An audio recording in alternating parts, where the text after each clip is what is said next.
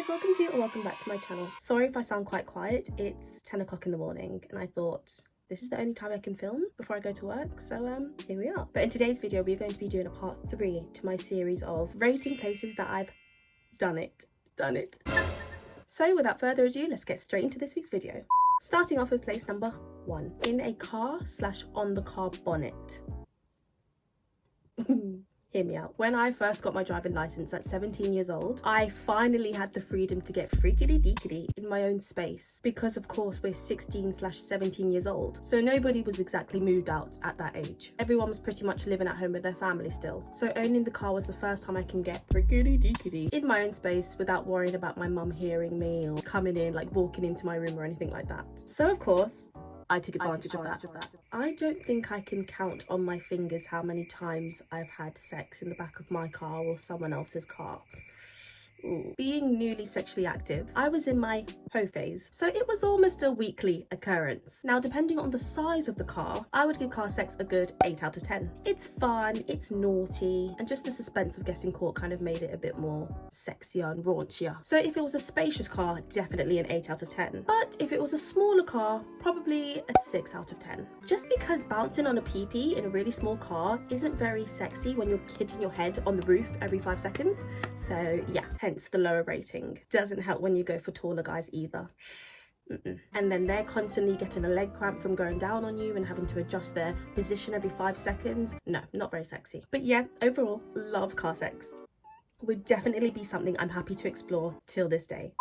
Now, regarding on top of a car bonnet, I only did it once with an ex-boyfriend when I was 18 years old. It was in broad daylight in a decently busy outdoor car park, so not really anything sexy about it at all. I'm just proud to say that I did it.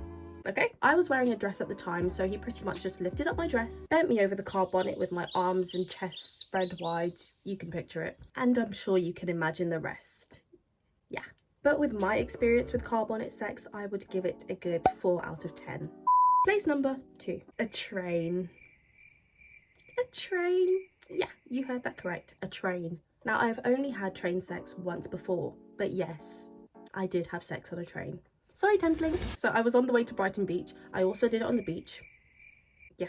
I thought this was a classy party. With a boyfriend at the time, and we were each other's first. So we were very sexually experimental, and we just wanted to do it anywhere and everywhere. So as we boarded the train, found our seats and settled in, we noticed that there was nobody else in our carriage. So we thought that it would be the perfect opportunity to tick off another one of our sex bucket list places that we've done it list.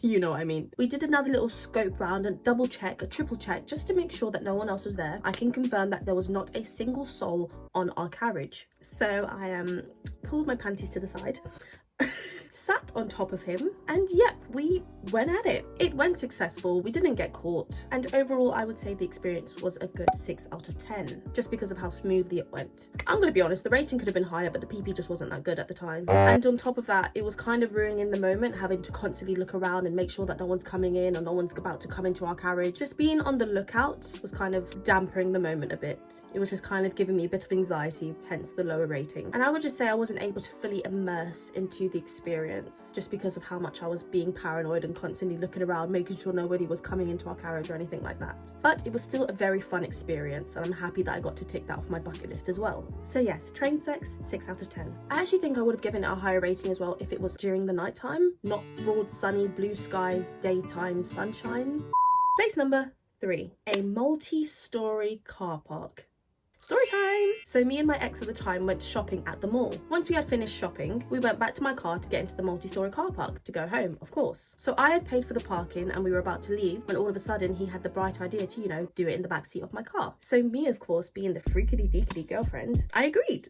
And we did. So we got freakity-deakity in this car park. Now, because it was a multi-story car park, meaning that it was an indoor car park, it was quite dark. And we had parked on level like 4/5, I think. So pretty high up. It was honestly quite cozy and safe feeling. And I didn't feel exposed in any way. Where I was parked and how dark it was, nobody would be able to see us unless they literally walked up to my car and was like... So because of the setting alone, I would give it a 7 out of 10. But Once we had finished doing it, I went to drive out like normal, like a normal person, to leave the car park. The only problem was that I had already paid for the parking. And most car parks in the UK give you about a 10 to 15 minute grace period after you've paid for the parking to leave the car park. But since we were getting frickety deekity, we weren't exactly paying attention to the time. Plus, I didn't know about this 15-minute grace period at the time. I only found that out recently when I got a parking ticket.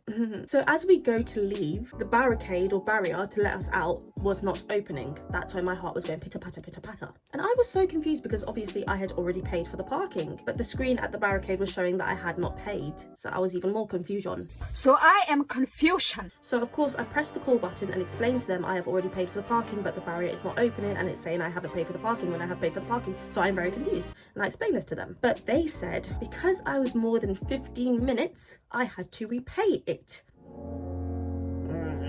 Long story short, my horniness costed me. But because my boyfriend at the time was the person who wanted to do it in the first place, I made his bitch ass pay for it.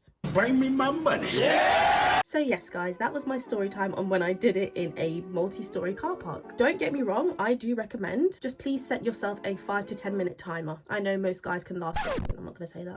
Now just for an extra treat for you guys, because I love you guys so much, bonus round! Now just for fun, let's talk about the places that I have left on my bucket list, or places that I still want to do it that have not been ticked yet. On a plane, not being funny, but like, who doesn't want to join the Mile High Club, right? No, it can't just be me, right? But I would prefer it to be like either like in a private / business class kind of plane, or simply a private jet. Listen, it's possible, so I'm gonna aim for that. I'm gonna manifest that for me. I'm sorry, but there is no way I'm getting my cheeks clapped on economy class on an EasyJet flight. No judgment to you if you've done it. I love that for you. At least you got to tick that off your bucket list, but I just couldn't do it. If you have been on an EasyJet plane or something equivalent to that size, you know how small those toilets are. It's the size of a small cubicle. It's not happening. A balcony. I've just had so many romantic, sexy fantasies about being on a romantic city holiday, going out on the balcony, bending over the railing, and just getting clapped from behind. Oh my gosh, that was really vulgar. I'm sorry, but I'm not sorry. Let's be for real. That's like so romantic. And on a yacht or a boat. I mean, come on, it speaks for itself. I really want to have my Pam and Tommy moment. You know what I mean? There can be nothing sexier about banging in the middle of the ocean, especially me being a Pisces. I love the ocean, I love water, so that is like my dream come true. I would take that over a plane, balcony, whatever. Oh my gosh, I would love that so much. One day.